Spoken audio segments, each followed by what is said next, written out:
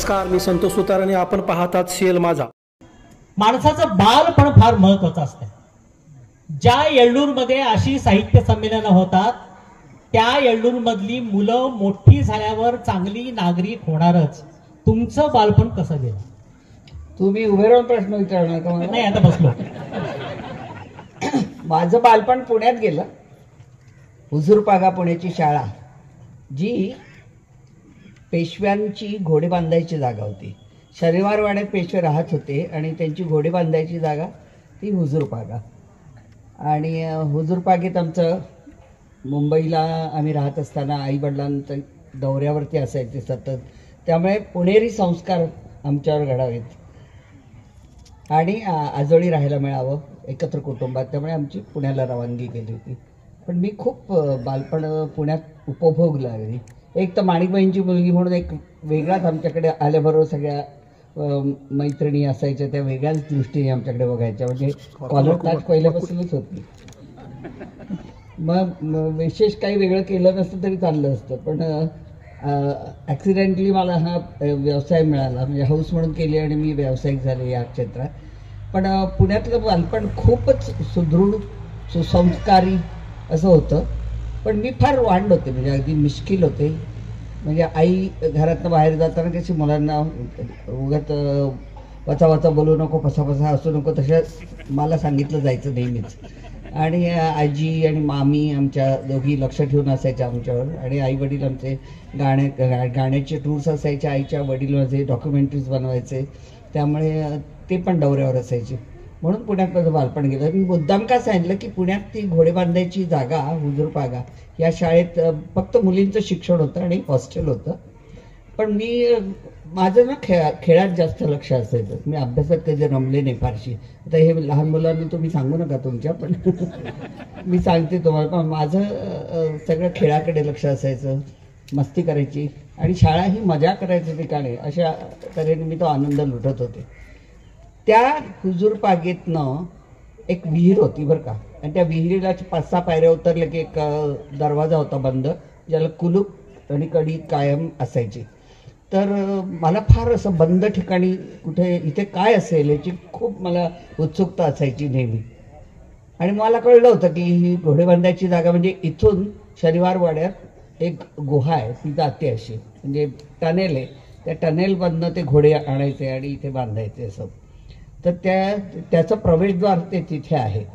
म्हणून मला फार तिकडे जायची इच्छा होती. एखाद्या ठिकाणी नो एंट्री म्हटल्यानंतर मला असं वाटतं की का नाही जायचं, मी जाणार इकडलं. मला कोणी बंधनं घातलेली आवडायची नाही, त्यामुळे इथे उभं राहू नको, नाही मी इथेच उभी राहणार असं. तर तसं मला तिथे जायचं नाही हे, त्यामुळे तिथे कुलूपच लावून ठेवलं होतं. आणि मला भयंकर उत्सुकता होती जायची. मी 3-4 माझ्या मैत्रिणींना विचारलं की माझ्याबरोबर याल का, आपण जाऊया, बघूया काय एक शनिवार वाड्यात जाऊन येऊ, एक फटका मारून येऊ. तर त्या घाबरल्या, त्या म्हणाले नाही आम्ही नाही येणार. मग मी एकदा घरातनं भाजी कापायची सुरी, वॉटर बॅग आणि एक टॉर्च घेऊन आले. आणि शाळा संपल्यानंतर मी खेळून घरी जायची, त्यामुळे रोज पडलेली असायची, खरचटलेलं असायचं, हे सगळं असायचं. त्यामुळे फारसं म्हणजे हे नेहमीचंच होतं यासाठी धडपडणं. आणि मग मी म्हटलं की आता जायचं. संध्याकाळची पांगापांग झाली, सगळे खेळ संपल्यानंतर मुली गेल्या, शिक्षिका गेल्या, हॉस्टेलच्या मुली गेल्या त्यांच्या हॉस्टेलवर, आणि सगळी शांतता असताना मी जायचं ठरवलं. 5 पायऱ्या उतरले आणि दगड घेतला एक आणि ते कुलूप तोडलं. ते इतकं जुनं गंजलेलं होतं की ते एका दगडाच्या रेट्याने ते गेलं, तुटलं, खाली पडलं. आणि मग मी असं हळूच अगदी दरवाजा उघडला. तर हिंदी सिनेमात कसा कर आवाज येतो तसा तो आला. अगदी फिल्मीच म्हणजे सगळं वातावरण तयार झालं. आणि अंधार गुडूप होता त्या गुहेत. म्हटलं आता काय करू, मग टॉर्च लावला, आत गेले भीटपणे. आणि सुरी आणली होती, त्याने अशा वेली बिली काय वाढलेल्या होत्या, ते असं बाजूला करत करत 10 पावलं वगैरे गेले. तर अचानक सळसळ ऐकू आली. म्हणून मी टॉर्च मारून बघितलं तर एक पिवळ्या रंगाचा नाग, जो माझ्या अजून स्वप्नात येतो, तो तिथे उभा राहून असा माझ्याकडे बघायला लागला, असा. मी पण त्याच्याकडे अशी बघायला लागले. तर त्याला असं वाटलं की ते हे एक नाग पाळणारे कोण असतात ते, गारुडी, त्याच्यासारखी तो असा करायला लागला, मी पण अशी करायला लागले. पण मी इतकी घाबरले त्याचा रंग बघून, शेवटी म्हटलं हे काय खरं नाही, आपल्याला तो जाऊ देणार नाही, हे खरं ते सिद्धच झालं होतं. मी 2 पावलं टाकली की तो परत फस करायचा. मी तिथेच सगळं टाकलं, जी माझी गाळण उडाली आणि दरवाजा कसा बसा रेटून घेतला आणि घरी गेले. मी खरचटलेलं होतं, पडलेलं होतं, सगळं झालं होतं माझं. पण मी रोजचं असल्यामुळे कोणाला घरात काही शंका नाही आली. मी घरी गेले. दुसऱ्या दिवशी शाळेत कळलं सगळ्यांना की कुलूप तुटलंय म्हणून. मग त्यांनी कडी आणून लावली वगैरे सगळं झालं. पण मला माझी झोप उडाली.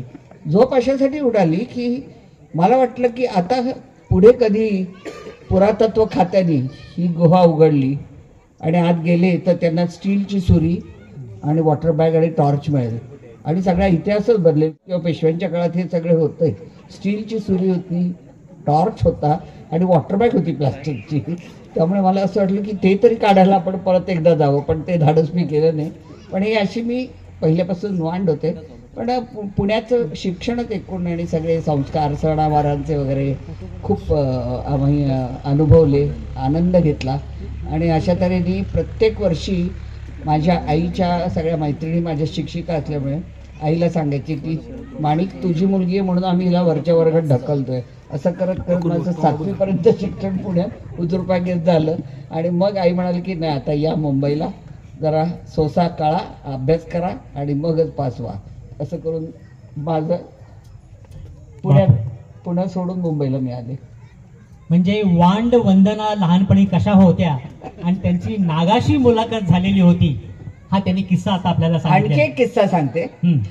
पंडित जवाहरलाल नेहरू आमच्या शाळेच्या अमृत महोत्सवानिमित्त पुण्यात आले होते. अरे वा. कारण इंदिरा गांधी 1 वर्षासाठी हुजूरपागेत त्यांची इच्छा होती की पुण्याच्या हुजूरपागेत मी शिक्षण घ्यावं. एक वर्ष त्या पुण्याच्या हुजूरपागेत शिकायला होत्या आणि हॉस्टेलवर राहत होत्या.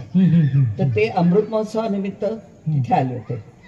आणि मी स्मार्ट माणिबाईंची मुलगी, त्यामुळे मला हातात 2 गुलाबाची फुलं देऊन त्यांचं स्वागत करायला उभं केलं होतं दारात. आणि नेहमी ठरल्याप्रमाणे नेहरूंच्या हातात एक फूल द्यायचं, एक कोटात खोचायचं गुलाबाचं फूल. म्हणून माझ्याकडे 2 फुलं देऊन समोर सगळे उभे, सनई चौघडा वाजतोय, नेहरू आले, पंडित जवाहरलाल नेहरू आणि मुलांचे तर अतिशय आवडतं व्यक्तिमत्व होते. आणि नेहमीप्रमाणे माझ्या हातात फुलं बघून ते असे वाकले माझ्या समोर. मी हातात त्यांचं फूल दिलं आणि दुसरं मी माझ्या वेडीत खोचलं. आणि ते इतके हसले, त्यांनी माझ्या डोक्यावर आपल्या मारल्या. पण माझ्या जे प्रिन्सिपल समोर उभ्या होत्या त्यांनी जे डोळे वटारले हसले की राग हा डोळ्यातून कसा व्यक्त करायचा ह्याचा अभिनय मला तेव्हा शिकायला मिळाला. आणि तो मी आता नंतर वापरत आले. आपली विद्यार्थी दशा, तेव्हा त्यांनी केलेली मस्ती, याचे किस्से आपण थोडेसे आता ऐकलेलेच आहेत. त्यांच्या घरात 2 भाषांचं वातावरण होतं. आई तर जगप्रसिद्ध माणिक वर्माजी गायिका म्हणजे मराठी, आणि त्यांचे वडील श्री अमर वर्मा हे हिंदी भाषिक. त्यामुळे घरात 2 वातावरण, एक हिंदीचं आणि दुसरं मराठीचं. त्यांच्या वडिलांचं या सर्व बहिणींच्यावर म्हणजे त्यांच्या मुलींच्यावर बारीक लक्ष असायचं. आणि ते नेहमी म्हणायचे माझं तुमच्यावर बारीक लक्ष आहे. आणि ते एक हिंदी वाक्य वापरायचं आणि ते हिंदी वाक्य असं होतं, जिंदगी में कुछ भी हो सकता है. तो काय किस्सा आहे? नाही, तो किस्सा असा आहे की आपल्या मुली एक से एक दिसायला सुंदर माझ्यासारख्या सगळ्या बहिणी. त्यामुळे एक तर मुलींना वाढवणं काही सोपी गोष्ट नव्हती. पण त्यांनी सतत आम्हाला असं मुलगी म्हणून काही वेगळ्या प्रकारे वाढवलं नाही. त्यांना मुलाला जसं वाढतं तसंच आम्हाला मनाने खंबीर, शरीराने खंबीर, कुठल्याही परिस्थितीला तोंड द्यायला तयार असणं, हे जे गुण असायला पाहिजेत पुरुषांमध्ये तसेच बायकांमध्ये जास्त असायला पाहिजेत. यासाठी ते रोज सांगायचं आम्हाला की कुछ भी हो सकता है जिंदगी में, काही होऊ शकतं, यू बी प्रिपेअर्ड. असं तेवढ्यासाठी ती एक शिकवण होती आमची. पण ती खूप बारीक लक्ष असायचं. रोज संध्याकाळी आम्ही आलो की मग घरात नियम होता 7च्या आत घरात. त्यामुळे मग ते खुर्चीवर आराम खुर्चीवर बसले असे, अच्छा तुम सुबह यहाँ से 7 बजे निकली, फिर क्या हुआ, कौन मिला, अच्छा वो, म्हणजे मित्र मुलं कोण कोण भेटली, मैत्रिणी कोण कोण आहेत, ह्याची सगळी माहिती अशी गोड बोलून ते सगळं समजून घ्यायचे. माझ्या वडिलांचं सांगायचं म्हणजे ते अलाहाबादचे, UPचे, बच्चन कुटुंबातलेच ते पण श्रीवास्तव आणि हे UPचे काय असतात. म्हणजे डॉक्टर हरिवंशराव बच्चन हे माझ्या वडिलांचे सख्खे मामा. तर अमिताभ बच्चन माझा काका. छान, छान. त्यांच्या घरात साहित्य होतच होतं. त्यामुळे माझे वडील प्रभात फिल्म्समध्ये डायलॉग्स लिहायला, सिनेमाच्या स्क्रिप्ट लिहायला, संवाद लिहायला असायचे. आणि मग हिंदी उच्चारण आपलं चांगलं व्हावं म्हणून आम्हाला डिक्शनरीमध्ये रोज एक इंग्लिश शब्द शिकायचा म्हणून त्यांनी सांगितलं होतं. एक इंग्लिश, एक उर्दू आणि एक मराठी शब्द नवीन रोज एक एक शब्द शिकत गेलं तर तुमची भाषा प्रगल्भ होईल, तुम्हाला सगळ्या भाषांचं चांगलं ज्ञान होईल. याच्याकडे बारीक लक्ष असायचं. त्यामुळे असं बारीक लक्ष ठेवून त्याने आम्हाला मुलासारखं वाढवलं, मुलींसारखं. मंडळी, आजच्या या कार्यक्रमातून आपण आपल्या नातवंडांना म्हणजे माझ्यासारख्या आजोबांनी आणि तुम्ही इथे जे बसलेले आहात माता पिता, आपल्या मुलांना कसं वाढवायचं हे या घटनेतून आपण शिकलं पाहिजे. आपण आपल्या मुलांना खरंच संध्याकाळी असं विचारतो का, सकाळी 8ला तू शाळेला गेलास, नंतर कुठं गेलास, कुठल्या पिझ्झा खायला गेलास, किती वेळा मोबाईल बघितलास, असं आम्ही विचारतो का? ते विचारलं पाहिजे. कारण त्या जेव्हा लहान होत्या तेव्हा मोबाईल नव्हता, कॉम्प्युटर नव्हता, टीव्ही पण नव्हता. त्यामुळं लक्ष दुसरीकडे जाईल अशी व्यवधानं तेव्हा नव्हती, ती आत्ता आहेत. त्यासाठी आपण हे शिकलं पाहिजे की आपण आपल्या नातवंडांना आणि मुलांना आणि मुलींना कहाँ गई थी बेटा, किसके साथ आपकी बातचीत हुई, किसको व्हॉट्सअप आपने भेजा, हे विचारायची आवश्यकता आहे असं मला वाटतंय. मगाशी वंदनाताई कार्यक्रमाचं सूत्रसंचालन करताना त्या सूत्रसंचालकांनी सांगितलं, आमचं येळ्ळूर गाव 100% म्हणजे 100% साक्षर आहे. जोरदार टाळ्या झाल्या पाहिजे. म्हणून या गावात साहित्य संमेलन बरोबर या गावात यायला पाहिजे. आणि म्हणून ही अभिमानाची गोष्ट आहे. कारण आपल्या देशात केरळ राज्य आहे ते म्हणते आमचं राज्य साक्षर आहे. आपण आता अभिमानाने सांगितलं पाहिजे की आपलं येळ्ळूर गाव हे 100% म्हणजे 100% साक्षर आहे. मंडळी, परवाच आपल्या मराठीला अभिजात दर्जा मिळाला आणि ही अत्यंत आनंदाची गोष्ट आहे. आणि ज्या दिवशी हा अभिजात दर्जा मिळाला तेव्हा माझ्या मनात एक गाणं गुणगुण होतं. कुठलं गाणं असेल? लाभले आम्हास भाग्य बोलतो मराठी, जाहलो खरेच धन्य ऐकतो मराठी, जाणतो मराठी मानतो मराठी, एवढ्या जगात माय मानतो मराठी. चुकीला माफ करा, भावना फार महत्वाच्या असतात. कारण माझं आडनाव काकडे आहे आणि मी मगाशी सरांना सांगत होतो मी एवढ्या लोकांशी भांडतो, लोक म्हणतात ज्यांचे सर्वांशी वाकडे ते किशोर काकडे. अभिजात दर्जा मराठीला मिळाला, त्याच्याबद्दल तुमचं काय मत? नाही, फारच उशिरा मिळाला खरं तर. पण यावेळी सरकारने अगदी चांगलं बांधून तो आपल्याला बहाल केला असं म्हणायची गरज नाही. खरं तर आपण तो मिळवलेला. कारण त्या भाषेचीच जी गंमत आहे ना ती, म्हणजे मला फार फार अभिमान वाटतो की मी फक्त मराठीत काम करत आले आहे. मी कुठल्याही हिंदी चित्रपटात काम करायला गेले नाही. खूप वेळा मला विचारलं गेलं की हिंदीमध्ये कराल का तुम्ही, अशी अशी भूमिका आहे, तशी तशी भूमिका आहे. म्हटलं मला करायला काहीच प्रॉब्लेम नाही, तुम्ही कॅरेक्टर काय आहे ते सांगा, व्यक्तिचित्र मला जे उभं करायचं आहे त्याच्यात मला मजा आली पाहिजे करताना. मराठी भाषेमध्ये जी गंमत आहे ती हिंदी भाषेत नाही असं माझं म्हणणं नाही. पण त्या कॅरेक्टरला म्हणजे माझ्या दृष्टीने कलाकाराला त्यातनं जर काही मिळत नसेल तर मी नाही करायचं असं ठरवून मी मराठी भाषा, मराठी नाटक, मराठी सिरियल्स, मराठी चित्रपट करत आले. याचा मला खूप अभिमान वाटतो आणि म्हणून अभिजात दर्जा आपल्या मराठी भाषेला मिळाला. फारच सुंदर, फारच सुंदर. मंडळी, ज्यांच्या घरात गाणं म्हटलं जातंय त्या घरातल्या मुलांच्याकडनं आपल्याला छान गाणं ऐकायला मिळावं अशी अपेक्षा असते. एका नाटकात त्या काम करत होत्या आणि ते नाटक पाहायला एक व्यक्ती आलेली होती. त्या व्यक्तीला ही व्यक्ती प्रचंड आवडली. पहिली नजर में प्यार हो गया असंच काहीतरी झालं. नंतर विंगेत ते त्यांना भेटायला गेले. मग ते पाहणी म्हणतात की नाही, मुलगा पाहणे, मुलगी पाहणे वगैरे असाही कार्यक्रम झाला. आणि त्या कार्यक्रमाला मी नाव दिलंय खडाष्टक ते मंगलाष्टक. आणि त्याच्यामध्ये पाडाला पिकलाय आंबा असे एक गाणं झालेलं होतं. तो किस्सा मला त्यांच्याकडून ऐकायचा आहे. खडाष्टक नाटक आणि मंगलाष्टक हा संस्कार. लग्न केलं. तो फारच मागे लागला म्हणून मी केलं लग्न. त्याला आता 50 वर्ष झाली आणि आता सवय झाली त्या माणसाची. त्यामुळे छान चाललाय आमचा संसार. आणि त्यातही मी 20 वर्ष जवळजवळ म्हणजे दौऱ्याच्या निमित्ताने घराबाहेर असल्यामुळे आमचा छान सुखाचा संसार झाला. 20 वर्ष तो मजेत आहे, मी 20 वर्ष मजेत बाहेर काढली असं. खडाष्टक हे नाटक म्हणजे मी होणाऱ्या नवऱ्याबरोबर पहिल्यांदा केलं, जे आम्ही अजून चालू ठेवलं आहे त्याची रिहर्सल. खडाष्टक म्हणजे भांडण. आणि त्या नाटकात आमच्या लग्नाच्या आधीच काम केलं, त्यामुळे मला ते फारच जवळचं वाटलं आणि ते जवळचंच राहावं म्हणून आम्ही खडाष्टक पण चालू ठेवलेलं आहे. पण पाहण्याचा कार्यक्रम नव्हता झाला. तो माणूस फारच माझ्या मागे लागला आणि मग मी पण पारख केली. आणि मग जेव्हा मला मागणी घातली त्यांनी, तेव्हा मी म्हटलं की मला स्वतःला फारसं कळणार नाही या वयात मी आत्ता आहे, पण माझे आई वडील माझ्यासाठी चांगला मुलगा तू आहेस असं जर म्हणाले तर मी तुझ्याशी लग्न करेन असं मी त्याला सांगितलं. आणि मग त्यांनी आई वडिलांना त्यांची भेट घेतली आणि त्यांना पसंत पडला. त्यांनी आजूबाजूची पण चौकशी केली होती आणि मग त्यांच्या घरी मला जायचं होतं भेटायला त्याच्या आई वडिलांना.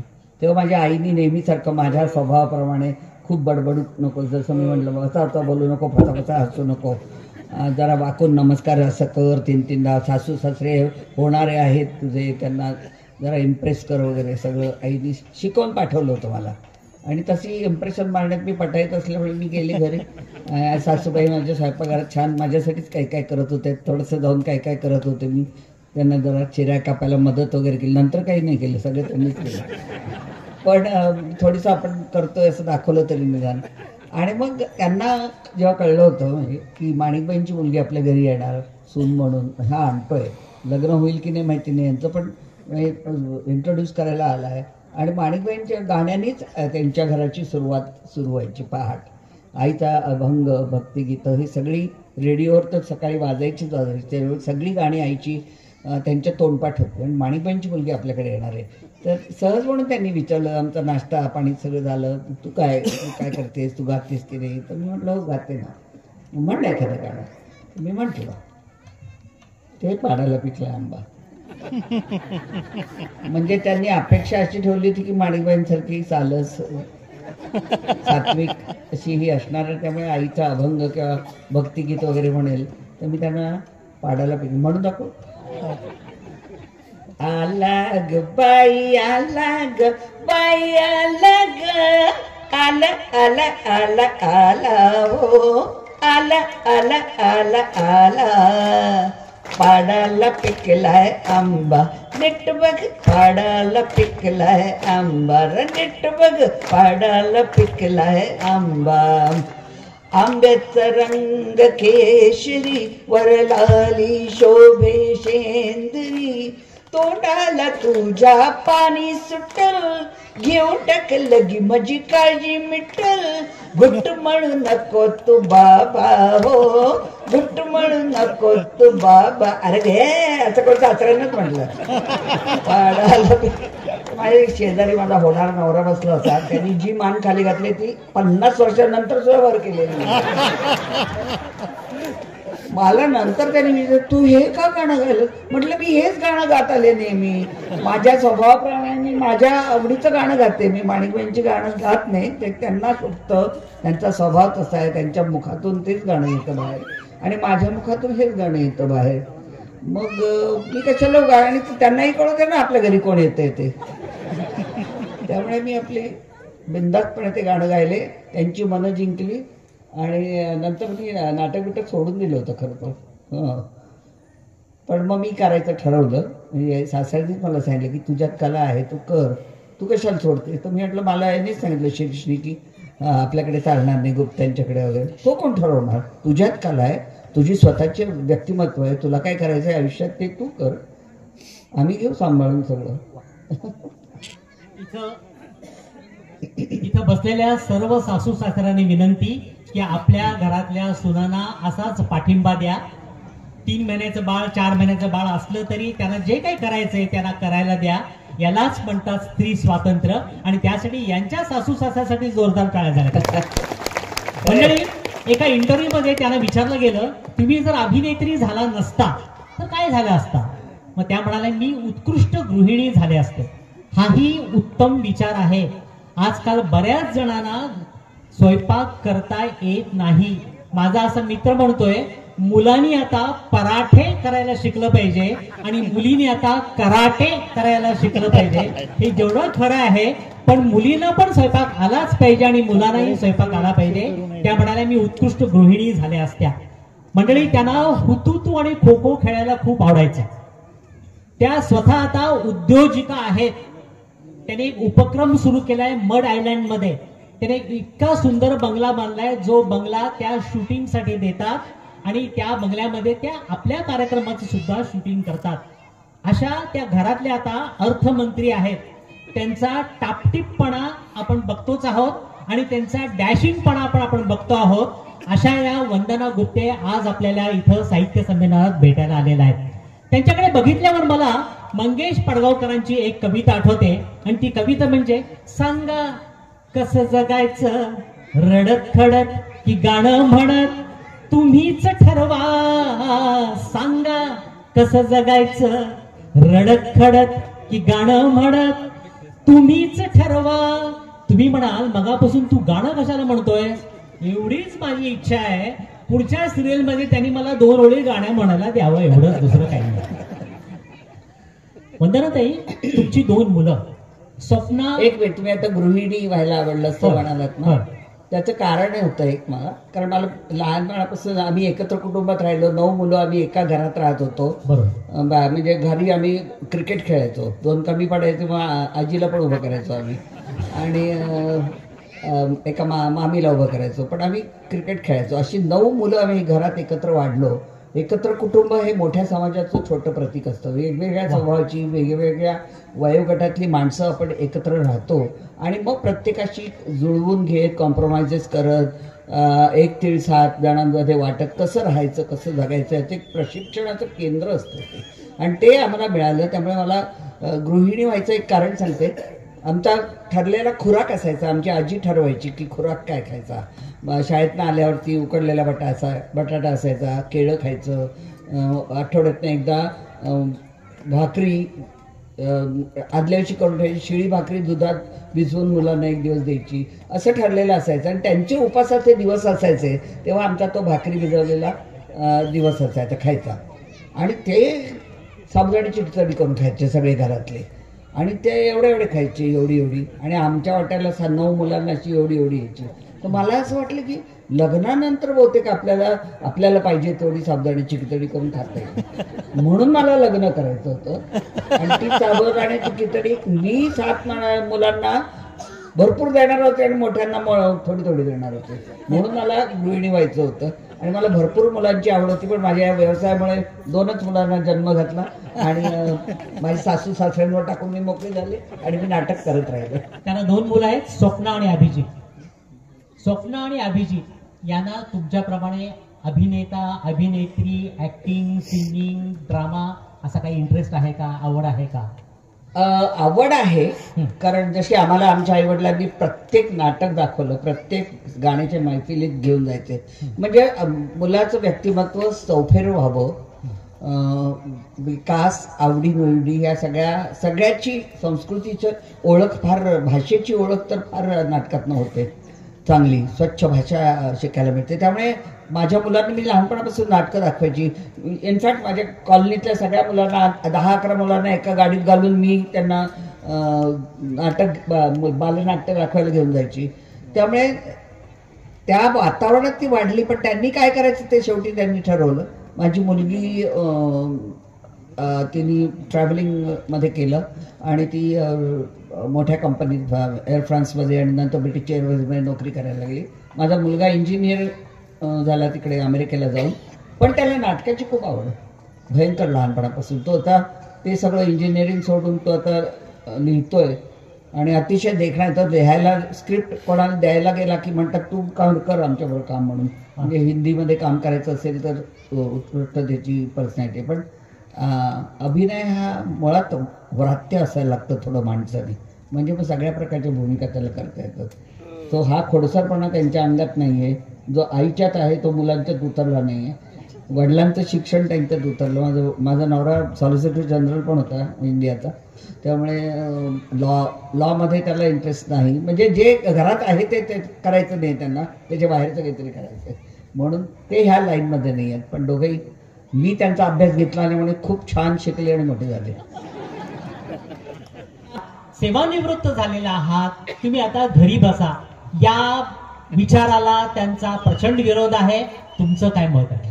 नाही, मला असं वाटतं की जीवन गौरव पुरस्कार द्यायचा कधी, तर माणूस रिटायर होऊन घरी बसलाय, आता त्यांना आणा. मग अक्षरशः म्हणजे राज कपूरला सुद्धा जेव्हा अवॉर्ड मिळालं सरकारचं, भारत सरकारचं, तेव्हा त्यांना व्हीलचेअरवर बसून यायला लागलं. इतका त्यांना दमा होत होता. म्हणजे सगळं करिअर ठप्प झालेलं असताना तुम्हाला जेव्हा त्या माणसाची आठवण येते, म्हणजे उच्च स्तरीय अवॉर्ड मिळायचं तर तुम्हाला रिटायर झालं पाहिजे, तुम्हाला म्हातारपण झाल्याशिवाय तुम्हाला देण्यात येणार नाही, असे त्यांचा काहीतरी समज असावा. तर मला असं वाटतं की काम करत असताना माणसाला जर असे काही पुरस्कार मिळाले तर आणखी एक ऊर्जा मिळते करायला. जेव्हा बायको चांगला स्वयंपाक करते, नवऱ्याने येऊन सांगितलं की छान झाला होता स्वयंपाक, तर आपल्याला आवडतं की नाही? तसंच आहे ते. तुम्ही काम करत असताना तुमचं कौतुक झालं तर त्याचा पुरस्कार हा मोठा पुरस्कार असं मला वाटतं नेहमीच. अगदी बरोबर आहे. म्हातारी माणसं झाली, व्हीलचेअरवर त्यांना आणलं जात आणि अशा लोकांना आपण पुरस्कार दिला पाहिजे, पण तो जरा लवकर मिळाला तर त्याचं कौतुक होत आहे. जसं मराठीमध्ये म्हणतात ना, चणे दात असतील तर चणे खाण्यात मजा येते. मंडळी, वंदनाताईने मला सांगायचं आहे, आपण येळ्ळूरमध्ये आहोत आणि येळ्ळूरमध्ये राजहंस गड आहे आणि या राजहंस गडावर छत्रपती शिवाजी महाराजांची अत्यंत सुंदर मूर्ती आहे, ती पाहण्यासारखी आहे.